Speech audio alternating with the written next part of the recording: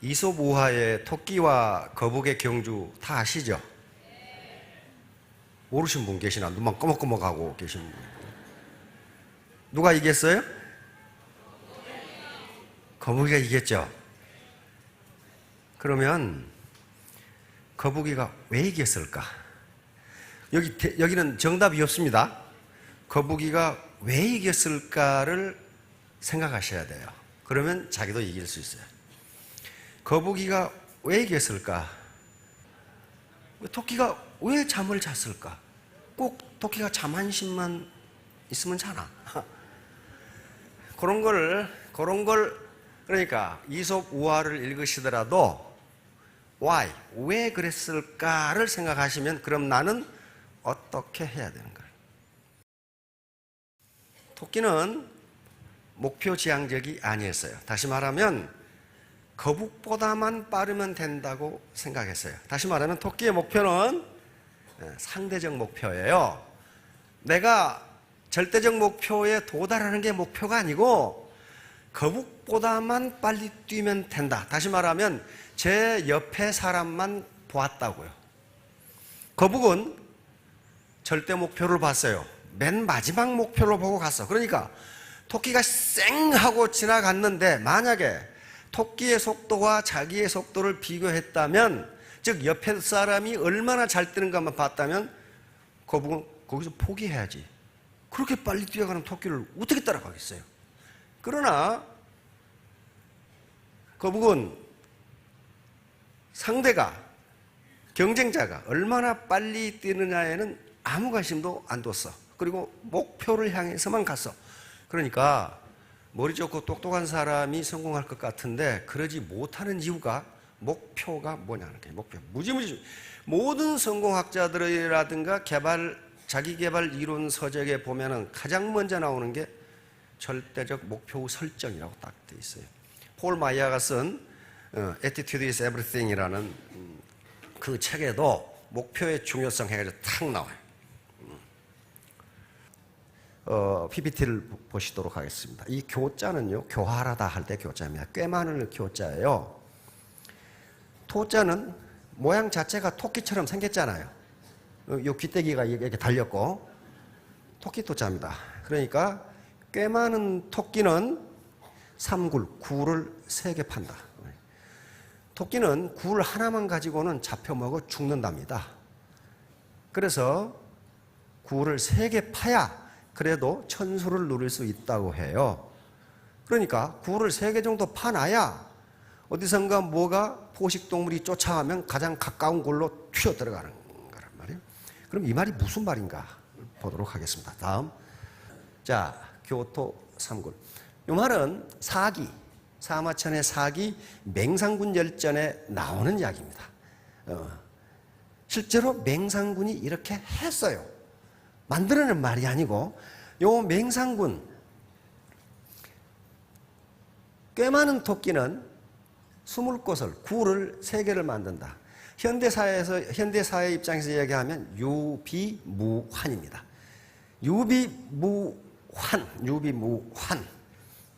요 말은 서경에 나오는 말인데, 또 춘추좌전에 나오는 말인데, 미리 준비해두면 무환, 걱정거리가 없어진다.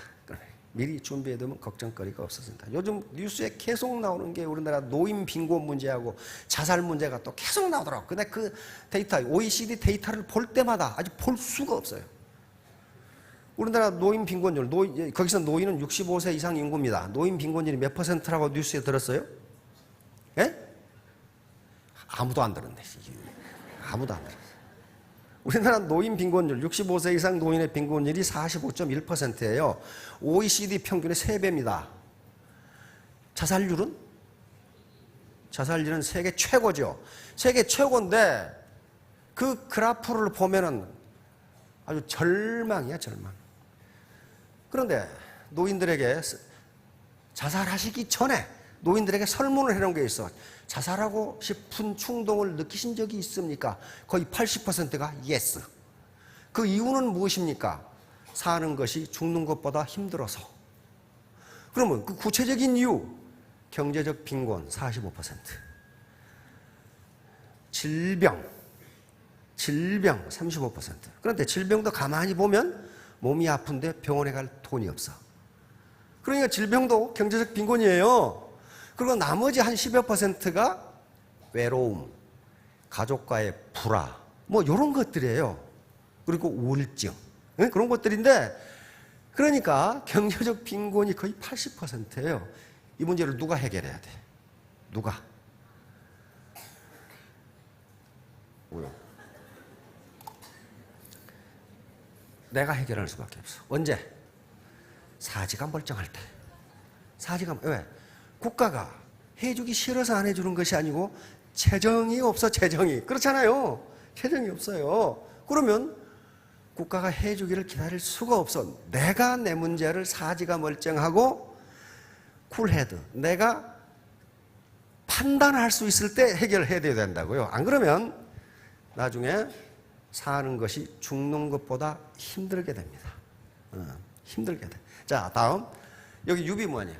자, 현대를 불확실성 시대라고 합니다. The Age of Uncertainty. 요건 1977년에 나온 갈브레이스라고 하는 하버드 대학 경제학 교수인데, 현대 사회는 불확실성 시대다. 내일 무슨 일이 어떻게 일어날지 아무도 모른다 그랬거든요.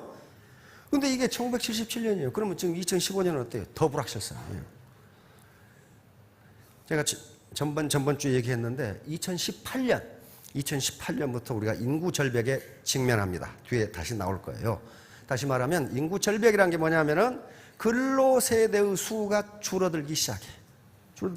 그럼 어떻게 돼? 생산성은 떨어질 거고, 세금은 줄어들 거고, 부양해야 할 노인은 늘어가고, 그거 뭘 어떻게 하냔 말이에요. 자, 다음. 자, 이거예요. 자, 요거 보세요. 요게 우리 미래 세대인데, 애들을 안 낳아. 작년도에 우리나라 결혼율 최저라고 그러죠. 이 처녀들이 결혼을 안 해, 결혼을. 못하는 건지 안 하는 건지. 우리 인구가 지금 큰 문제. 그 다음에, 이제 고령화 사회, 이 초고령화 사회, 요건 65세 이상 인구가 20% 이상 되는 시대를 초고령화, 우리는 지금 고령화식이고, 이때를 초고령 사회라고 지금 이야기를 합니다. 그런데 이거 봐서요. 이게 큰 문제예요. 요 핵심 생산 연령, 요게 굉장히 중요한데, 국가 경제를 지탱하고 세금을 걷는데 굉장히 중요한데, 2012년부터 이게 떨어진다니까요. 근로세대가 점점 떨어져. 근데 이놈의 의사들 때문에 죽지를 않으니까 계속 여기는 돌아오, 이거 이제. 인구는. 그래서 여기서 크로스가 돼버린단 말이에요, 크로스가. 이게 큰 문제예요. 그러면 국가나 사회가 나를 책임지라? 꼭 국가나 사회가 나빠서 그런 게 아니라 세금이 없어, 세금이. 돈이 없어요. 돈이 없는데 어떡하냐, 이 말이야. 그래서 스페인 같은 경우는 근로 연령을 75세로 올리려고 하고 있어, 지금. 그 말은 일이 낭만적이니까 일해라 그 말 아니고, 미안하지만은 75살까지 일 안 하면 연금 안 주겠다 그런 말이죠. 그렇게 돼버렸어요. 그럼 언제 우리가 그렇게 될 줄을 어떻게 하냐. 지금 이렇게 가고 있어요. 지금 노령화 속도가 가장 빠른 나라가 어디? 예, 대한민국이에요. 지금. 대한민국. 그러니까 유비무환. 자, 다음. 자, 보세요. 인구가 초고령사에 들어가면 어떻게 되는지. 일본이 지금 20년째 불황인데, 일본이 이때 초고령사에 들어갔습니다. 경제 성장률이 어때요? 계속 떨어지죠. 왜냐하면 노동 인력이 줄어드는데 경제가 어떻게 성장하냔 말이야. 근데 우리 경제 성장률이 어떻게 돼갑니까? 떨어지죠. 이걸 잠재 성장률이라고 그래요. 잠재 성장률이라는 것은 그 국가가 가지고 있는 자원, 즉 노동력과 자본을 가장 효율적으로 사용했을 때 경제가 얼마나 성장하느냐. 그것이 잠재 성장률인데, 죽어라고 성장해도 3.2%밖에 안 된다 이 말이에요. 그런데 근로인구가 떨어지면 이렇게 가다 이때부터 마이너스 성장이 계속된단 말이에요. 이건 큰 재앙입니다. 재앙. 재앙 중에도 보통 재앙이 아니에요. 앞으로 군대는 누가 갈 거예요? 지금 태어나는 애들 다 합해봐야 남자애들이 24만밖에 안 돼.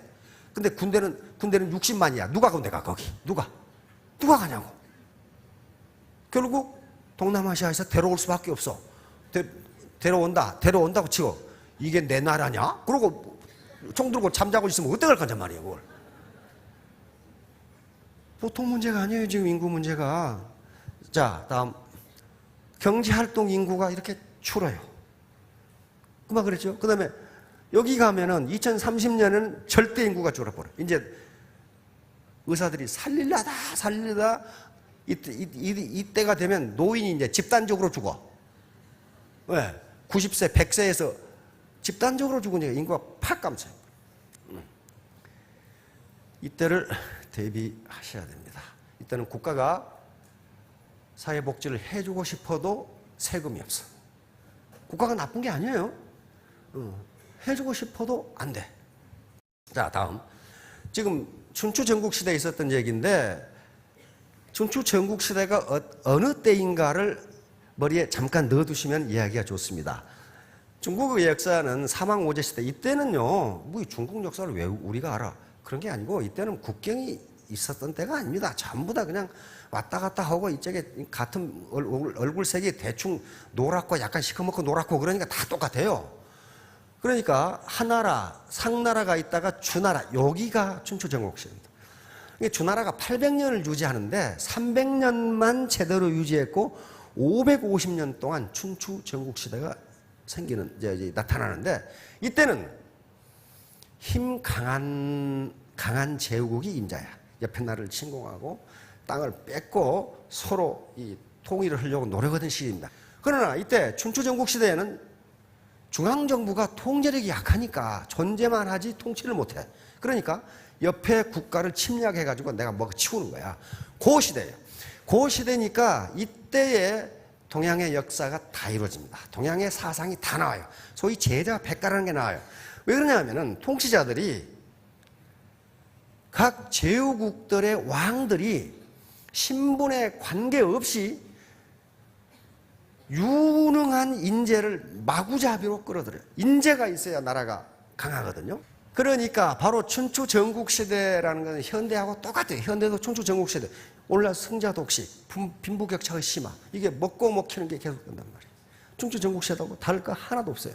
거기다가 장수까지 되어놓으니까 이제 투잡, 쓰리잡, 포잡. 미국 가면 포잡은 아주 일반적이에요. 포잡. 그렇게 하지 않으면 안 된다는 거예요. 다음. 자, 맹상군.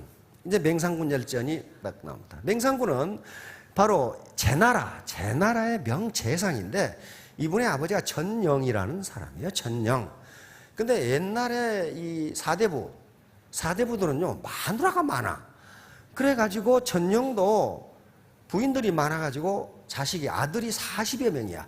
이 중에 하나가 바로 전문이라고 하는 맹상군이에요. 그런데 이 맹상군이 태어난 날짜가 5월 5일이에요. 근데 중국의 미신에 5월 5일 날 태어난 아들은 나중에 키가 크면 부모를 해야 할 가능성이 있기 때문에 안 키운답니다. 그러니까 없애버려. 그래서 바로 전영의 아버지도, 맹상군의 어머니는 천첩이었어요. 그러니까 그 많은 마누라 중에 하나인데 천첩이었다고. 근데 하필 이 아들이 5월 5일 날 태어난 거예요. 그래서 그 부인한테 얘기를 해서 없애버리라고 그랬단 말이에요. 근데 이 부모가 몰래 키웠어. 이 엄마가 몰래 키웠어. 나중에 자기 형제들이 막 40여 명이 되니까 형제들이 그래도 아버지한테 인사는 해야 될 거 아니냐. 그러니까 키가 8대 장성만큼 클 때까지 아버지한테 인사도 못해서 왜 없애버리라고 그랬거든. 형제들이 서둘러서 아버지한테 인사를 올리니까 이 아버지가 아주 노발대발한 거야. 왜 키우지 말라는데 키웠냐. 근데 천첩인데 뭐라고 대답할 수 있어? 이때 맹상군이 대답을 합니다. 아버지, 사람의 생명은 하늘로부터 받는 겁니까? 문으로부터 받는 겁니까? 그러니까 왜 키우지 말라고 했느냐 하고 물으니까 아버지 대답이, 옛날부터 5월 5일 날 태어난 놈은 문보다 키가 크면 부모를 해친다고 한다. 그래서 내가 못 키우게 했다. 이러니까 그 말을 들은 맹상군이 질문을 한 겁니다. 아버지한테. 아버지, 사람의 생명은 하늘로부터 받는 것입니까? 문으로부터 받는 것입니까? 그러니까 하늘로부터 받는 것이라면 아버지가 관여할 일이 아니고, 문으로부터 받는 것이라면 그놈의 문을 훨씬 높여버리면 그 귀에 닫을 놈이 한 놈도 없지 않습니까? 그건 맞는 말 아니야. 아버지가 가만히 들어보니까 그거 맞는 말이거든. 문의 높이를 높여버리면 될 거 아니냐 그 말이에요. 그래놓고 아버지한테 얘기합니다. 아버지는 엄청난 재산을 가지고 있는데 아버지 밑에 사람이 없습니다. 세상을 살아가는데 사람만큼, 인재만큼 중요한 것이 없습니다. 이거란 거예요. 그러니까 아버지가 가만히 듣고 보니까 그럴 것 같거든. 그래서 이 맹상군에게 빈객을, 손님을 접대하는 임무를 맡기고, 그러자 빈객, 다시 말하면 거기서 먹고 사는 사람들이 3,000명이 모여듭니다. 그래서 유명한 사람이 돼버려요. 나중에 이 아버지가 죽으면서 자기 후계자를 바로 이 맹상군으로 지명을 해버려요. 하마터면 죽을 뻔한 사람. 그때부터 맹상군의 명성은 높아지기 시작합니다. 자, 다음.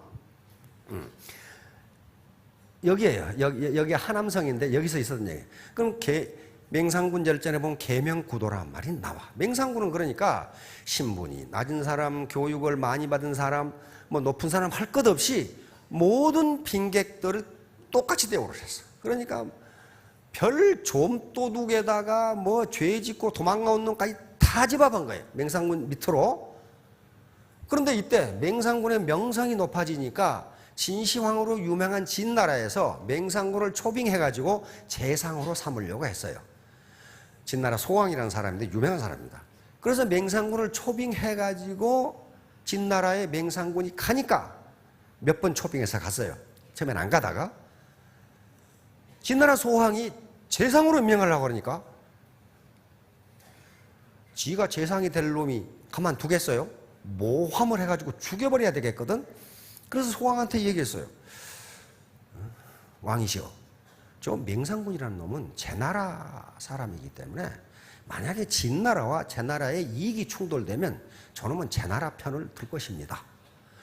왕이 딱 두고 보니까 그럴듯하거든. 그러니까 저놈을 당장 잡아서 가두고 죽여버려라 그랬단 말이에요. 이제 죽을 위기에 처해 있어요. 큰일 났거든. 큰일 나서. 그 당시에 뭐 전화가 있는 것도 아니고 핸드폰이 있는 것도 아니고 좀 가둬버렸어요. 근데 꾀를 내야 되겠죠. 꾀를 내는데 가장 왕에게 설득력이 있는 게 누구예요? 베개 및 송사예요. 애첩. 맨날 왕이 품고 자는 애첩을 구워 삶아야 되겠다고 생각했어요.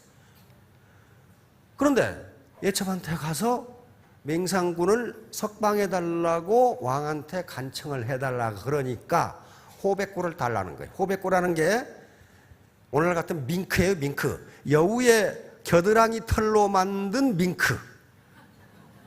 그 여우를 몇 마리를 잡아야 그걸 드렸어요. 그런데 그걸 가지고 왔어.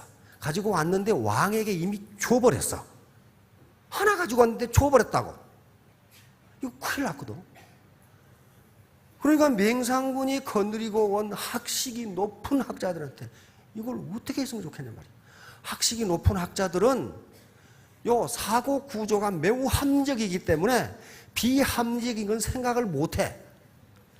그런데 이때 개 흉내를 잘 내서 좀도둑질을 잘하는 놈이 한 놈 있었어. 그럼 걱정하지 마라 이거야. 내가 오늘 밤 중으로 가져오겠다 이거야.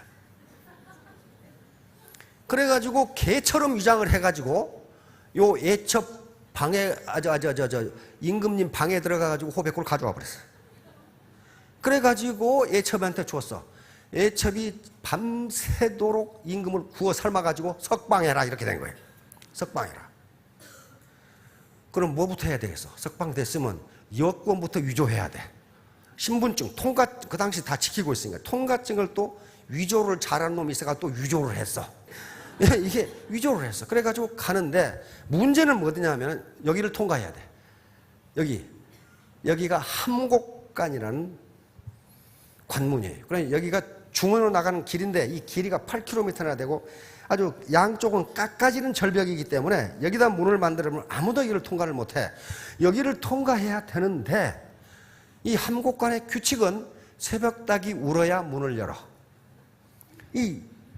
그런데 뒤에 소왕은 자기가 맹상군을 놓아준 것을 후회를 하고 잡아 죽이기 위해서 군대가 쫓아와. 이거 큰일 났죠. 이 문을 열어야 되는데 뒤에는 군대가 쫓아오고, 그런데 마침 요 닭울음 소리를 잘한 놈이 있었단 말이에요. 이게 계명이에요. 닭울음 소리를 잘한 놈이 영락없이 닭울음 소리를 내니까 요 주변 마을에 있는 놈의 닭들이 다 울어. 옛날 시골에서 보면 장닭이 하나 울면은 온 동네 닭이 다 울어. 다 울죠. 그렇게 해가지고 여기를 통과한 거예요. 이게 계명구도입니다. 다시 말하면 얼른 보기에는 하찮은 재주 같지만은 그런 재주가 결정적인 순간에 도움이 된다. 이게 계명구도예요. 그러니까 자기 이 파트너 중에 아이고 저걸 갖다 써나, 그런 사람도 군뱅이도 재주는, 뒹구는 재주가 있다고, 뭔가 재주가 있다니까요. 그래서 제나라로 가자마자 재상으로 등용이 됩니다. 이제 풍한이라는 사람이 나오는데, 맹상군이 빈객을 그렇게 많이 대접하고 그러니까 아무나 와. 어느 날 맹상군에게 풍한이라는 사람이 와서 그러면 면담을 합니다. 자네는 뭘 잘하나? 뭐 좋아하는 것은 뭔가? 그랬더니 풍한이 대답하기를 나는 잘하는 것도 없고 좋아하는 것도 없소이다. 이렇게 대답을 했거든.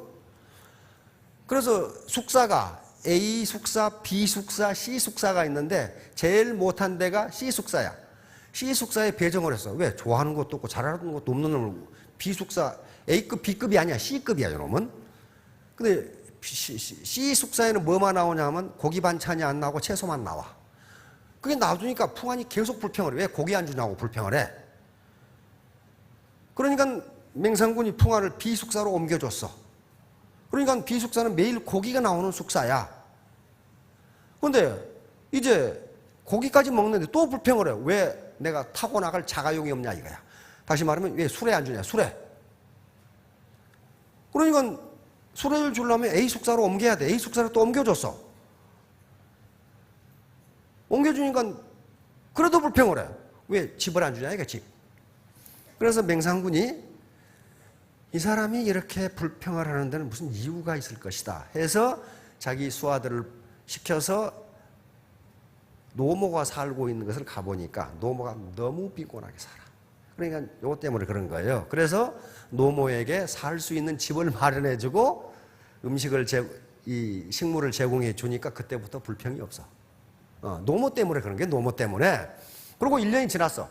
1년이 지났는데 손님이, 빈객이 계속 오니까 맹상군이 자기 영지에서 난 쌀만 가지고는 먹일 수가 없어. 그래서 자기 영지, 설당이라고 하는, 지금 이 산동반도 쪽인데, 거기에다가 이 대부금 놀이를 했어. 돈놀이를 했어, 돈놀이를. 돈놀이를 하는데 1년이 지나도 이자를 갚는 놈이 없어. 원리금을 갚는 놈이 없어. 그래서 누가 가서 이자 좀 받아오느라, 원리금을 좀 받아오느라. 그러니까 1년 동안 아무것도 안 하고 놀던 풍한이 내가 가겠습니다 하고 나섰어. 나섰어요. 그래서 풍한이 가면, 그러니까 이제 차용증을 전부 주면서 요게 차용증이다. 가서 빌려간 대로 원리금을 받아오느라 하고 갔어요. 그러니까 풍한이 떠나면서 뭐라 했냐면은 돈을 받으면 뭘 좀 사올까요? 그러니까 맹상군이 이 집에 부족한 걸 사오라. 그랬단 말이에요. 그거 당연한 거 아니에요. 이 집에 부족한 걸 없는 걸 사오라. 떠났어. 가서 설당에 가가지고 보니까 부자들은 원리금을 낼 수가 있는데 가난한 사람은 낼 수가 없어. 그렇죠? 호구지색도 안 되니까.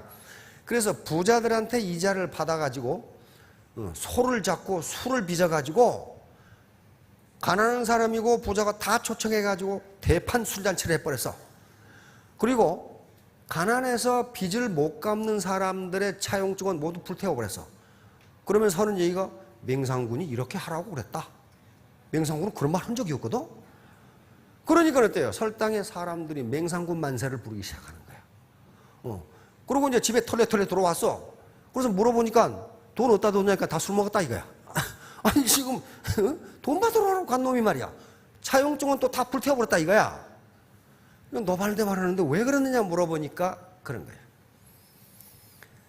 맹상군 이 대감님의 집안에는 보화가 널렸습니다.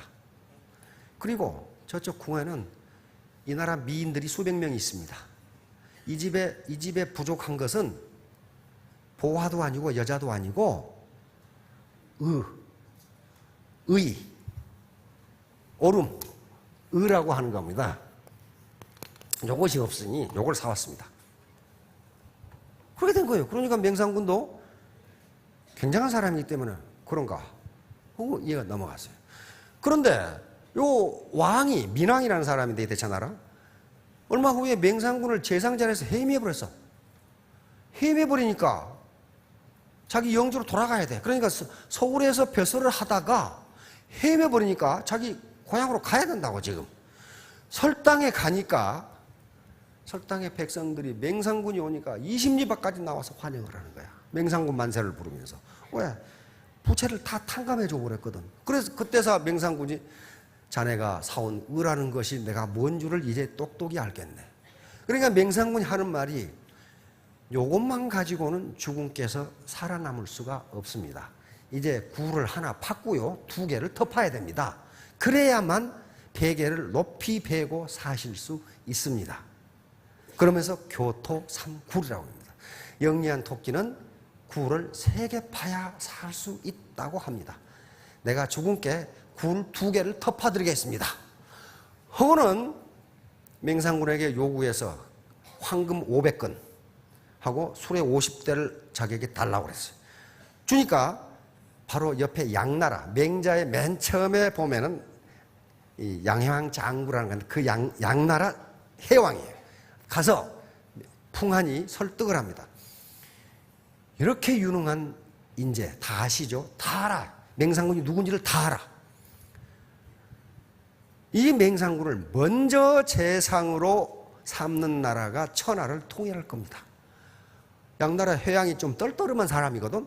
그런가 하고는 이 풍한에게 황금 1000근과 수레 그다음에 여러 가지 보금을 주고 맹상군을 재상으로 초청을 합니다. 그때 풍한은 먼저 가서 맹상군에게 뭐라고 했냐 하면은 거절하십시오. 이렇게 거절하십시오. 그러니까 이게 제 나라 국경을 양나라에서 통과하니까 국경 경비대가 궁중에 보고를 하겠죠. 양나라 해왕이 맹상군을 재상으로 삼기 위해서 황금 1000근과 수레 500대를 보냈습니다. 그리고 제 나라 조정에서는 난리가 났어요. 저놈이 양나라 재상으로 가면 우리가 성치 못한대. 이렇게 된 거예요. 그렇게 되자 민왕은 맹상군에게 사과하고 다시 재상으로 등용을 합니다. 이제 됐나? 그랬더니 아니요. 굴 하나 더 파야 됩니다. 이것만 가지고는 주군께서 편하게 베개를 베고 잘 수가 없습니다. 춘추 전국시대예요 이게 지금. 제가 마지막 굴 하나를 더 파드리겠습니다. 해가지고 그 나라 왕 민왕을 설득해가지고 맹상군의 영제인 설당에다가 종묘를 짓도록 설득을 합니다. 종묘. 우리 서울에 가면 종묘 있죠? 다시 말하면 선왕들의 위패를 모시는 사당이에요. 선왕들의 위패를 모시는 사당이기 때문에 아무도 그 땅을 침공을 못해. 침공했다가는 그건 살아남지를 못해. 선왕들의 위패가 있는데 그 땅을 침공했다? 말이 안 돼요. 그래서 민왕이 또 풍한에게 설득을 당해서 설당에 제나라 선왕들의 종묘를 짓게 됩니다. 그때서 풍한은 이제 주군께서는 베개를 높이 비고 편히 사셔도 해칠 사람이 없을 겁니다. 사기에는 뭐라고 적었냐 하면은 맹상군이 수십 년 동안 재상 자리에 있었으나 털끝 하나 건드는 놈이 없었다. 이렇게 딱 나와요. 왜? 굴이 3개나 만들어졌거든 지금. 자, 그러니까 바로 지금 현재 우리가 굴 3개를 파야 돼. 종신고용제들은 없어졌어요. 명예퇴직이니 뭐니 해서 지금 계속 구조조정이니 해서 빨리. 근데 통상 한 40대, 50대란 말이에요. 50대에 구조조정을 당한다 해도 앞으로 40년을 더 살아야 돼. 뭐라고 살 거냐. 그 다음에 이제 자녀들에게 의존하는 것도 어려워. 자녀가 나빠서가 아니고 제 발등에 떨어진 불도 지금 해결을 못해. 자녀들이. 부모가 도와줬으면 도와줬지 도움을 받을 처지가 아니야 지금 문제가. 이런 것들이에요. 그래서 이제 국민저축이라든가 이런 거, 이제 국민연금을 만들었어요. 그러니까 대부분 다 국민연금을 드실 텐데 그게 굴 하나가 됩니다. 국민연금이. 근데 그게 겨우 호구지책도 안 되는 수준이에요 지금. 그럼 굴 하나가 더 있어야 되는데 그건 자기 기존의 재산이 있을 겁니다. 그리고 그 2굴만 가지고도 안 돼요. 안 된다고 어디 뉴스에 나오더라고. 그것이 현재 소득의 소득 대체율이 40%밖에 안 된대. 연금 저축이 국민연금하고 회사에서 들어준 연금 저축을 합해도 현재 벌고 있는 소득의 40%밖에 안 된다고 말이에요. 그러면 굴 하나를 더 파야 돼요. 더 파야 돼. 그것이 애텀이라는 굴이에요. 한번 파보세요. 파보는데 대부분 지금까지 이 생업을 가지고 계셨기 때문에 굴 2개는 있어요. 어려울 때 도피할 수 있는 굴이 돼야 됩니다. 애터미가 여러분들의 생명을 지켜줄 수 있는 하나 굴이 되기를 바랍니다. 자, 염은 이게 더울 염자고 이 서늘할 양자입니다. 그러니까 맹상군이 재상일 때 높은 벼슬이고 재산이 많을 때는 와서 아부하는 놈이 무척 많았는데 벼슬에서 쫓겨나니까 한 놈도 없더라 그 말이야. 한 놈도 없더라. 그러니까 대감집 개가 죽으면 문전성시인데 대감이 죽어버리면 한 놈도 안 오더라 그 말이야. 요 얘기예요. 그러니까 맹상군이 화가 났어요. 내가 저기들에게 얼마나 잘해줬는데 내가 벼슬에서 물러나고 재산이 없어지니까 코빼기도 안 보인다. 그래서 내가 근데 다시 또 풍안의 노력으로 재산이 또 됐잖아요. 그러니까 또 몰려오는 거예요 또. 그러니까 풍안에게 맹상군이 내 이놈들 오기만 하면 얼굴에다 침을 뱉어가지고 내 모욕을 줘야 되겠다. 그러니까 풍안이 대답합니다. 주군 그렇게 하지 마십시오. 그것이 세상 인심입니다. 그러면서 뭐라고 그러냐면 아침에 시장은 사람으로 북적거리는데 저녁에 시장은 아무도 없습니다. 그러면 아침에는 사람들이 시장을 사랑해서 아침에 모여드는 것이 아니고 시장에 가면 뭔가 이익이 있기 때문에 가는 겁니다. 저녁에 시장을 떠나서 사람들이 없어지는 것은 더 이상 있어봐야 얻을 게 없으니까 가는 겁니다. 그러면 사람들이 주군께 붙어 있어서 이익이 되면 오는 거고 이익이 없으면 떠나는 건데 그걸 가지고 뭘 그러십니까? 똑같이 대하십시오. 이게 염량세태예요. 그러니까 다시 말하면 원망할 거 하나도 없다 그런 말이에요. 입장을 바꿔놓고 생각해봐라. 당신에게 와서 이익될 게 하나도 없는데 뭐 때문에 오겠냐 말이에요. 그러니까 요거 친구한테 가서 너 애터미 해봐라. 너나 해라. 그랬을 때 그걸 실망하지 말아요. 근데 폴 마이어라고 하는 미국의 아주 이 보험 왕이 있어요. 보험 세일즈 왕이 있어요. 그 책에 보면은 Attitude is Everything이라는 책에 보면 뭐라고 돼 있냐면은 14사람을 만나서 설득을 할 때 한 사람이 보험에 가입해 준다. 그렇게 돼 있어요. 그러면서 폴 마이어는 뭐라고 써놨냐면 14사람을 만나기 위해서는 전화는 수십 배 했다는 거예요. 더 많은 사람에게 전화를 했는데 겨우 14사람을 만났는데 그중에 한 사람만 보험에 가입해 준다. 그러니까 어때요? 10명 만나서 애터미 하라고 권장해서 한 명 하면 성공이야. 그게 염량세태예요. 성공이라고요. 네, 바로 태도. 바로 폴 마이어가 이야기했던 Attitude is everything. 태도는 마음가짐입니다. 내 마음가짐, 내 학력이라든가 지금 경력, 연령, 성별 이런 게 중요한 게 아니고 바로 거북이처럼 절대 목표가 있는 것이냐, 상대 목표, 옆에 사람만 보는 것이냐에 달라있다. 그럼 능력은 1%만 있으면 늘 우리가 강조하는 거예요. 나머지 99%는 스폰서와 파트너가 협력해가지고 재심 합력해가지고 이루어간다. 그렇게 했을 때 뭐가 되냐? 신사숙녀가 되고 신사숙녀가 되면 성공한다. 다시 말하면 멋있는 사람이 성공한다. 멋있는 멋은 바로 내 자기 능력과 인품을 동일하게 갖춘 사람.